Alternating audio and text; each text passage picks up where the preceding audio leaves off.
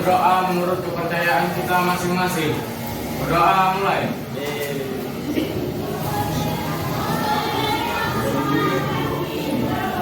Berdoa selesai. Beri salam. Assalamualaikum warahmatullahi wabarakatuh. Waalaikumsalam warahmatullahi wabarakatuh. Selamat siang anak-anak ibu. Siang, Bu. Baiklah, untuk hari ini pertemuan kita sebelum ibu menjelaskan materi ibu akan mengenalkan anak ibu satu dahulu ya. Abdan Mahmudi, Hadir, Bu.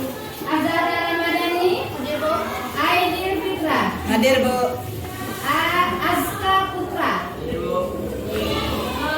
Untuk hari ini Ibu akan menjelaskan mengapa Ibu masuk ke kelas kalian kelas 9 karena Ibu beberapa hari kemarin ada ikut pelatihan 7 jurus BK hebat ya. Makanya Ibu ambil hari ini kelas kalian untuk menjelaskan tentang 7 jurus BK hebat.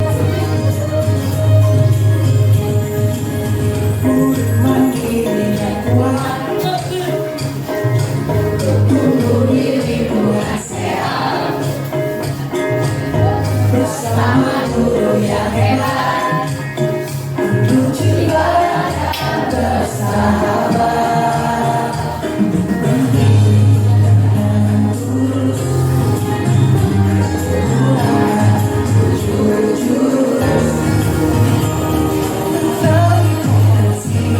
Kelola emosi, tumbuhkan resiliensi, jaga konsistensi, menjadi koneksi, membangun kolaborasi dengan lembaga situasi.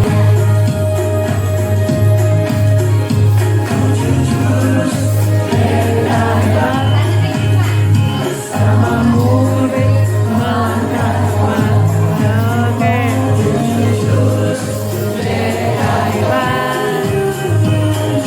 jurus yang akan ku ingat. Ibu ambil di sini jurus pertama. Kita jadi pendekar. Jurus pertama ya. Jurus pertama kenali potensi. Ya, kenali potensi. Sebelum Ibu kita ada permainan. Dikenali potensi. Anak-anak Ibu kan di dalam satu kelas ini mungkin belum ada yang tahu siapa temannya, bagaimana pribadi karakter temannya. Nah, hari ini anak Ibu harus tahu. Ya, coba anak Ibu sekarang cari pasangannya masing-masing berhadapan. Nah, ya, sebentar. Misalnya teman kita ini menilai teman kita ini atau dia pemarah, dia baik hati, terserah. Nah, anak Ibu menilai masing-masing teman yang teman dekatnya, teman yang sekarang berhadapan dengan anak Ibu. Ayo, sekarang anak Ibu berhadapan, menilai temannya. Siapa dianya? Nina. Nah, Agak sedikit marah, benar Nina? sedikit Jujur lah. introvert. Introvert. Benar? Kalau nggak benar, bilang nggak benar. Dan saya. Ya, kita kasih tepuk tangan. Coba kita lihat kecerdasan majemuk di sini. Foto siapa saja itu yang ada di samping? Siapa yang tahu? Pahlawan kita siapa? Ayo, siapa saja namanya itu? Sama dengan nama presiden kita. Megawati.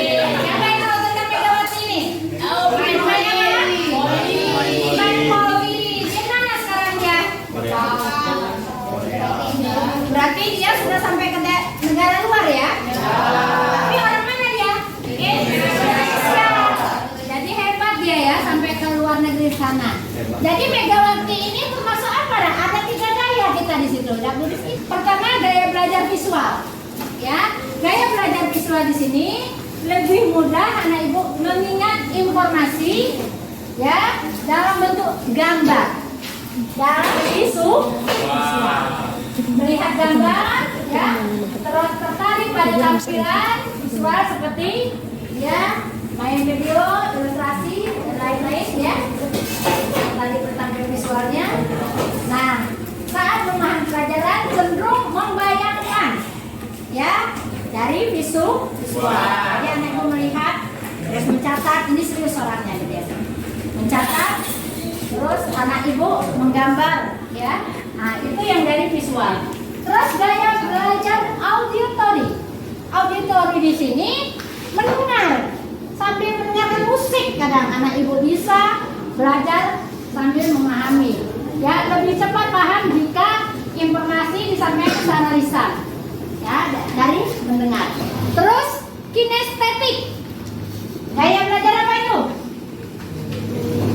Melalui gerakan. Jadi anak ibu tidak gaya belajar yang visual tidak, terus gaya belajar auditori tidak, tapi ini gaya belajar yang kinestetik, anak yang sangat efektif, apa namanya aktif dalam itu termasuk dia suka olahraga orangnya yang ini ya.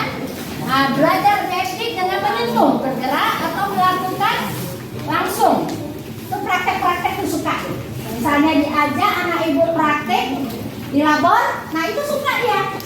Karena dia suka yang langsung sifatnya bergerak, langsung praktek. Indah dari 3 gaya ini yang mana yang merasa di diri Indah? Tolong jelas. Nomor berapa? Bergerak. Contohnya? Contohnya apa? Oh, belajar di perpustakaan. Terus? Ayo. Nah, olahraga. Lagi? Masuk itu. Ya, terus?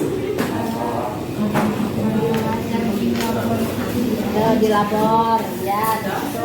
Jadi kalau yang visual dengan auditory enggak termasuk, enggak ya. Yang banyaknya kinestetik ya, gerak. Sudah paham anak ibu? Dengan 3 gaya? Jadi anak ibu bisa nanti di rumah dipikirkan saya termasuk yang mana ya, yang dijelaskan oleh ibu Endang Beka. Apakah gaya belajar visual, ataukah gaya belajar auditory, atau kinestetik? Anak ibu akan merasakan, ya. Terus sekarang ibu jelaskan lagi mengenai potensi karir masa depan.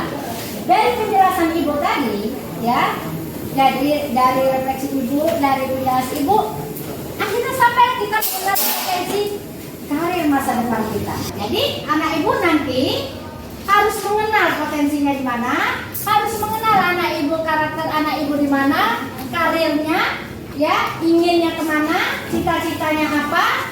Nah, nanti anak ibu masuk, setelah ini masuk ke sekolah menengah pertama, menengah atas, harus sesuaikan dengan potensi dan keinginan, bakat minat anak ibu.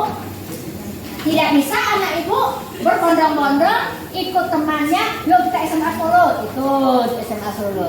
Tapi anak ibu tidak sesuai dengan keinginan anak ibu. Nanti anak ibu kalau misalnya siapa mana? Lin. Apa cita-cita kamu? Guru.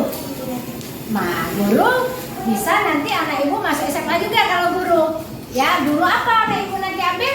Setelah tamat SMA, anak ibu masuklah ke FKIP. Nah, di sini ada realistik, ya, fisik nyata di sini, ya. Itu ada. Kalau fisik nyata itu contohnya mungkin mekanik ya, mekanik, tukang listrik, ya, teknisi, polisi, petani. Nah, itu realistik, ya, yang nyata, nah, itu yang nyata, yang nampak pekerjaannya, ya, yang nampak pekerjaannya. Terus yang kedua,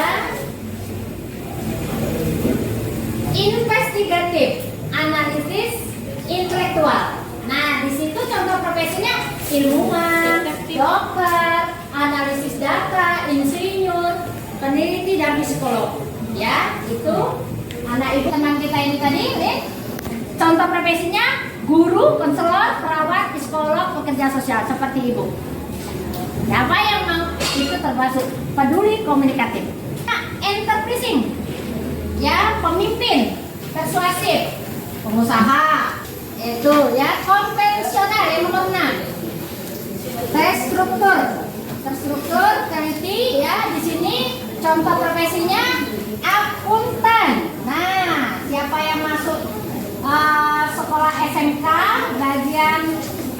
Akuntansi nantinya bisa jadi akuntan. Itu kerjanya di bank. Nah, siapa yang mau kerja di bank?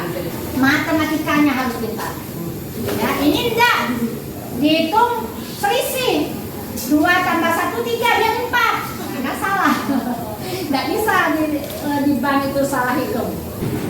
Jadi kita harus mengenali potensi diri kita, ya, dan kita akan nantinya jangan sampai ya, kira anak ibu. Jadi anak ibu harus mengerti dari ilmu yang tadi ibu jelaskan, seperti mengenali potensi, ya, kenali potensi diri kita. Jadi anak ibu di sini tujuannya apa? Anak ibu agar anak ibu nantinya jangan sampai salah, ya, memilih apa jenjang karir yang lebih tinggi lagi. Jangan salah anak ibu nantinya untuk bekerja atau profesinya, jangan sampai salah, tidak sesuai dengan bakat, minat, dan keinginan anak ibu dan potensi yang anak ibu miliki.